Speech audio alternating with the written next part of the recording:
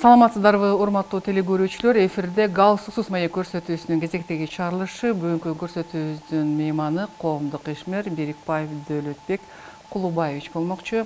Агай, көрсөтүүбүзгө куш келипсиз. Рахмат сизге. Быйыл өмүрдүн ушул 75-чи күзүн тосуп жатыптырсыздар. Анан ушул артка кылчайып бир балалык мезгилиңизге, киндик кан тамган кичи мекениңизге кайрылып, ошол мезгилден баштап ошол кезде эскерсек да. Мен Акталаанын Баятов айылында илгери дөбөлжүн болуп жатып, 47-жылы төрөлүптүрмүн кызматчы үй бүлөсүндө. Атам Берикбаев Кулубай ошол кезде райзо деп койчу. Азыркы мына айыл чарба департаменти бар эмес, ошондой кызмат экен, ошонун начальниги экен. Андай киши райком иштептир, андан райисполкомдо райондук аткаруу комитетинин төрагасы деп койчу, райисполком ошонун баш төрагасы болуп иштеген. 9 бир тууган болгонбуз. Апам ошол балдарын карап, анан жолдошуна атайын иштеш үчүн шарт түзүп, анан үй кызматкери болуп калды да, кызматчысы болуп жүрдү. Апам өмүр бою үйдө бизди тарбиялады. Биз 9 бир тууган элек, 3 кыз 6 эркек. Анан баарысы да жогорку билимди алышты. Айыл чарбада бүтүштү, медиктикти бүттү, экономика жагын бүттү. Шыгылы ар бир тармактан жогорку билим алышып, анан ар кайсы тармактарда иштеп жүрүштү.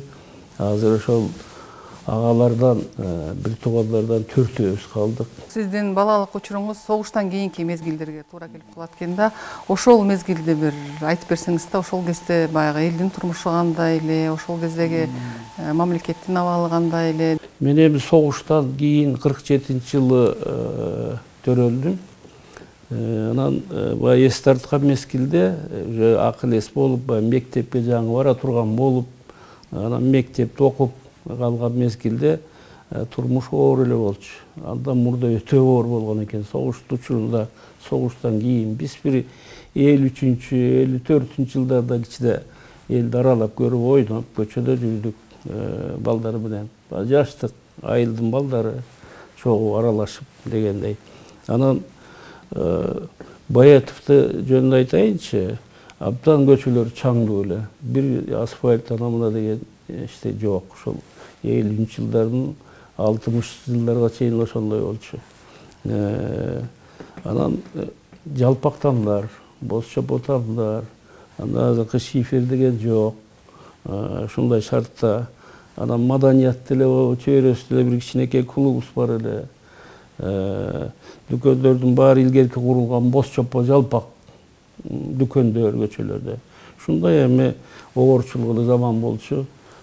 Кыйынчылык эле мезгил болчу. Ошол мезгилде эл турмуш деле татаал, алган айлыктар да төмөн, жашоо турмуш деле төмөн. Ушундай мезгилдер болду. Анан 50 жылдын аягынан баштап, анан 60 жылдын башынан баштап анан турмуштар оңолду.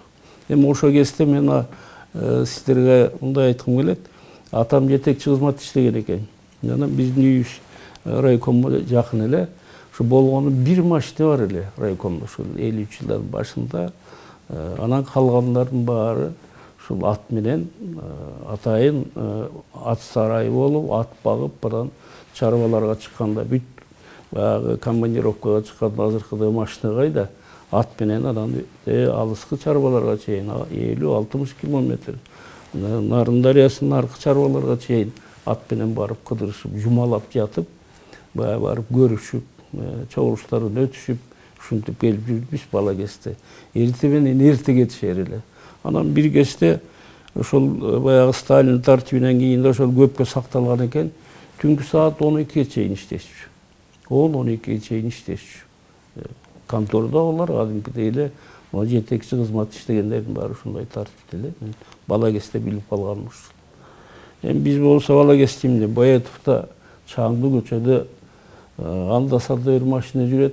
Ошонун чаңына багып, боз чаңга чуркап, ойноп, босолоп келип апабыздан таяк жеп, экелөө көзүбүз калат чаңга басылып. Анан ошентип чоңойдук. Ошондой мезгилдерди өткөрүп, мектепке кирди. Ал эми мектепте биринчи орус класс ачылды да, ошол мектепке окуп, Анан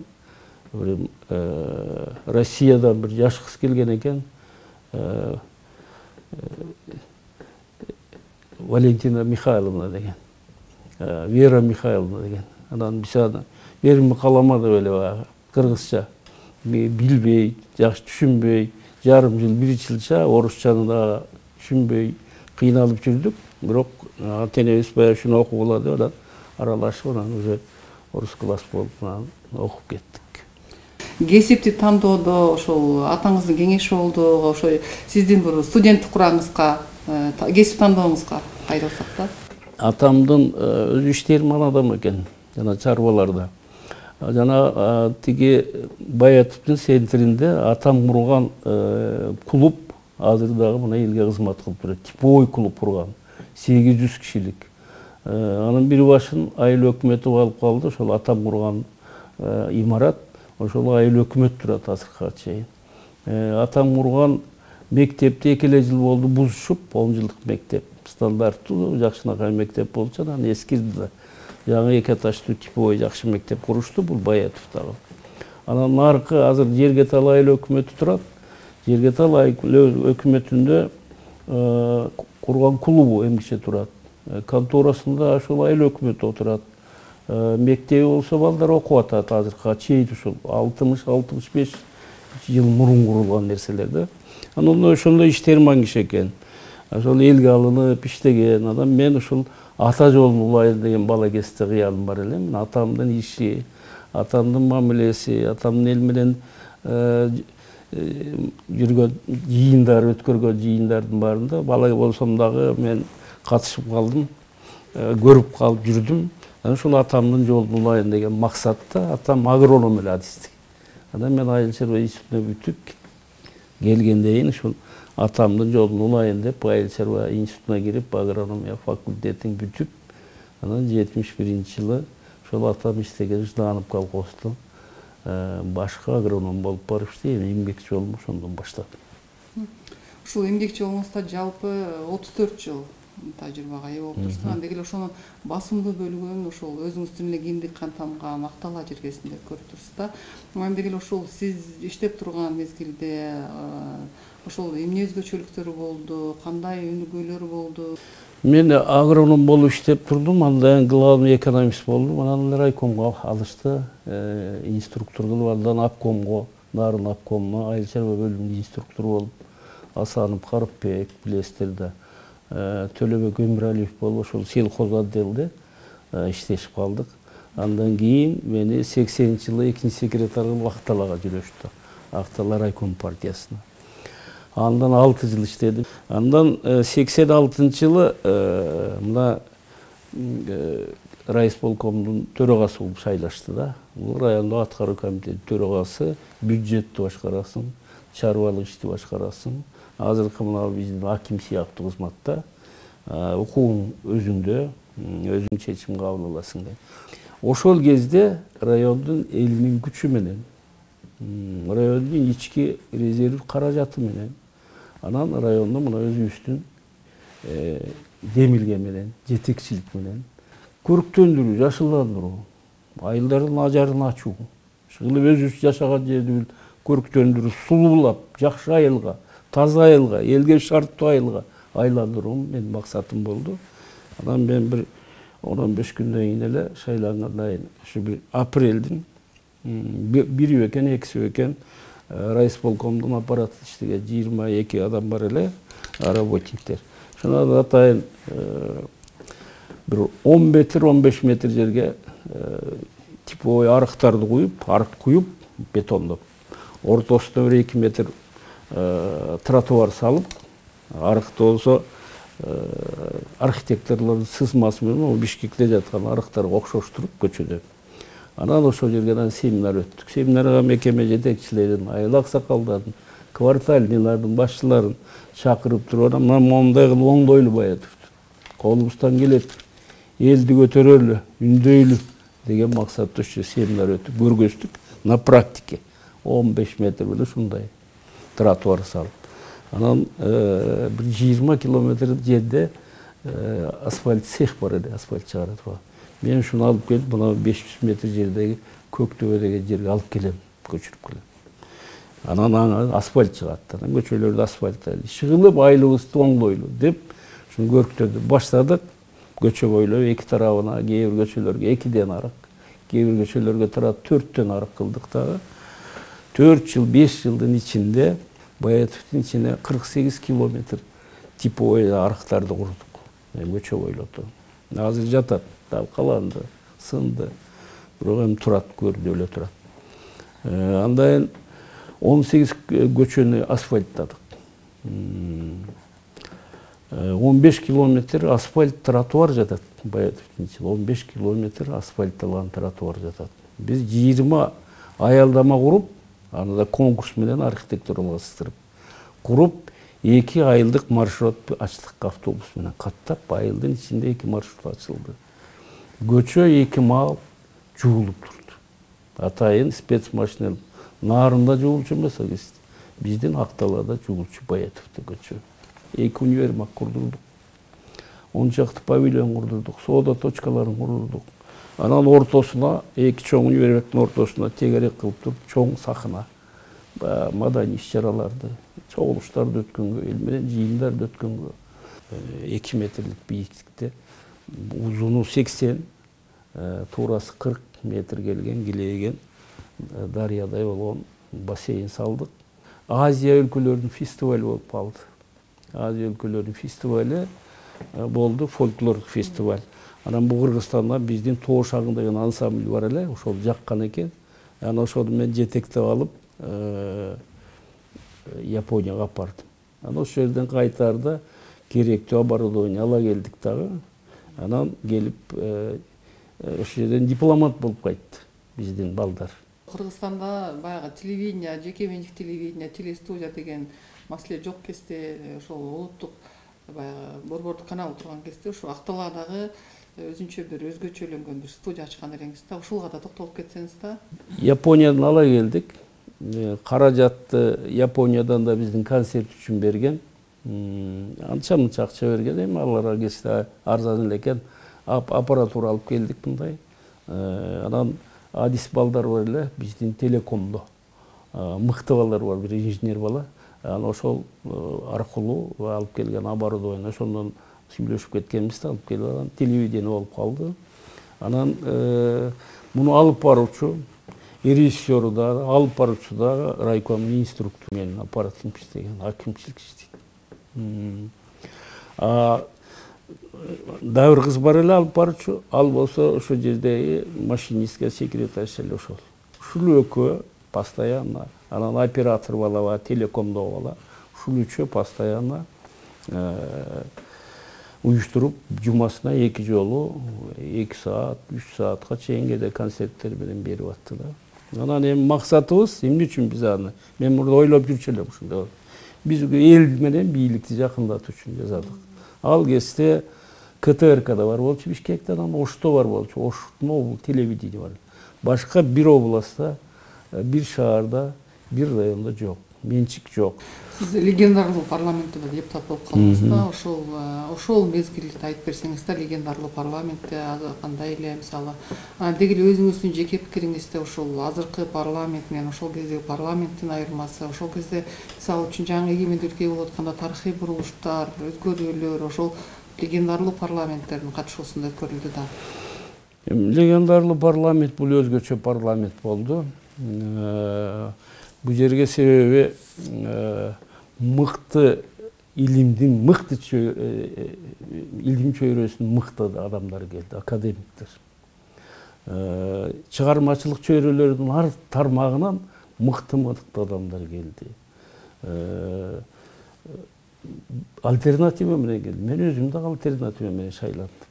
Баарыбыз ушу көпчүлүгү ошол жерде бир 80% жалаң альтернатива менен келди. 350 депутат эле мыкты, билимдүү, тажрыйбалуу, ишти билген ишкерлер, заводдун директорлору, фабриканын баш директорлору, айылдан келсе дагы жетекчилер келсе, башкармалар, жадистер келсе, эл арасында авторитети бар. Сүйлөгөн, мына Текебаевдер катардагы мугалимден келип баштаганда ошондо. символикаларды кабыл алды, туу кабыл алды, гербти кабыл алды, гимнди кабыл алды. Жана башка көп экономикалык тармактарга, айыл чарбасы болобу, өнөр жайы болобу, көп жаңылыктар, реформалардын негиздеп, закондордун баарын чыгарып берип турду да. Парламент өзү бул закон чыгарып турган орган да. Анан биринчиден ошо жакшы закондорду алдыны көрө билип, кыргыздардын өнүгө турган, өсө турган мыйзамдарды чыгарып берсе жакшы болот да. Анан көбүнчө булар майда иштерге талашып, бир жаат болгонсуп, майда иштер менен алек болот, алектенет, алаксыйт ошондой иштер менен. Анан булардын маданияты жакпайт мага, мисалы. Орой сөздөр менен сүйлөшөт. Айрым депутаттар жана келген министрлерди жөн кекетет. Инисинде, баласындай, өздөн улуу болсо дагы, замдарды болсо кадимкидей эле омуролоп коюп атышат. Маданият деген керек да. Анан эми жеке турмушуңузга өтсөк, учурда үй бүлөңүз жөнүндө маалымат бере кетсеңиз. Мен үй бүлөм, мен институт бүтүп аткан мезгилде Султанова Бегайым Эрмековна деген пединститут окуучу эле. Экөөбүз сүйлөшүп жүргөн баш коштук. Өзү биолог, химик. Анан экөөбүз чогуу барып, чогуу иштеп ошол жерде, чогуу жашап ушул күнгө чейин менин канатым, менин жардамчым, мен мындайча айтканда мен жөлөк таяп, экөөбүз бирге жашап келатабыз. 2 уулду болдук, 2 кыздуу болдук. Бир уулум азыр улуусу бул арабаны иштеп атат. Арабаны ротация менен барды. Экинчиси Могу Аламидин районунун акимчилигинде орун басар эле.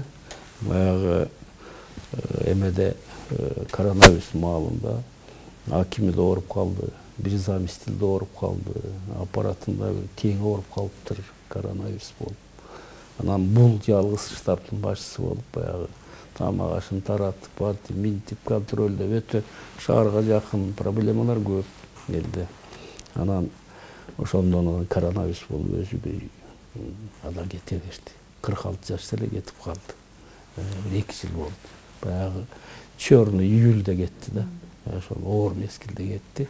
Андан кийин кызым бар, ал Москвада, жолдошу жанагы ОДКБ линиясында, тиги милицияда кылмыштуулук менен, өзгөчө кылмыштуулук менен каршы күрөшүү боюнча ошол Кыргызстандын представители, полковник ошол жерде иштейт. Кызым болсо жогорку билимдүү, үй бүлөсүнүн бала чакасы менен балдары майда. Анан биякта дагы бир кызым бар, ал шаарда турат, ада жогорку билимдүү.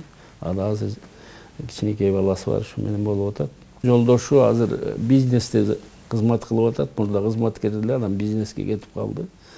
Сиз өзүңүздү бактылуу адаммын деп эсептейсизби? Бактылуу эле адаммын деп эле эсептейм. Мен оюмда максатым неме ошонун көбүн аткардым дейм. Мен сыймыктанган нерсем 12 чарба бар эле, ошонун 6-10 реформа жүргүздүк. 150 000 кой тараттык.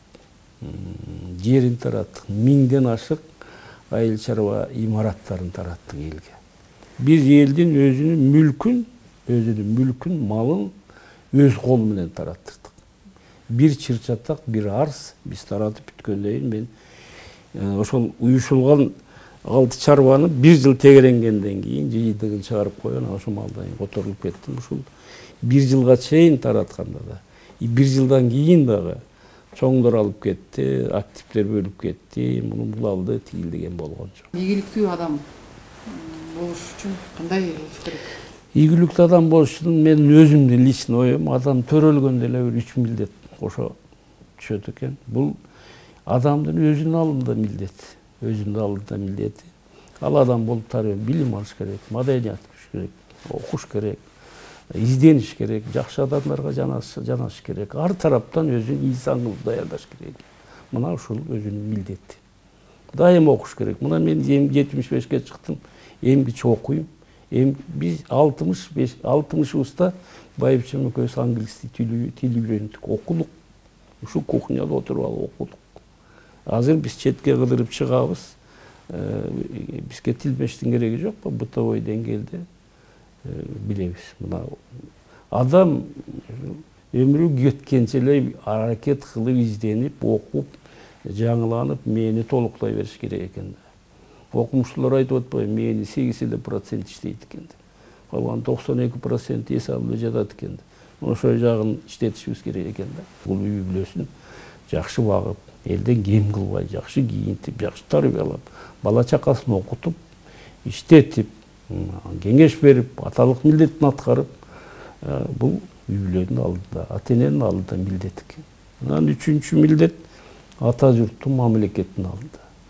Армияга барасыңбы, инженерсиңби, же болбосо малчы, фермерсиңби, налогун төгөсүң, продуктуңду төгөсүң, мамлекетке кызмат кылып атасың, жетекчисиңби, таз иште, коррупцияга катышпа деген милдеттер турат экен да.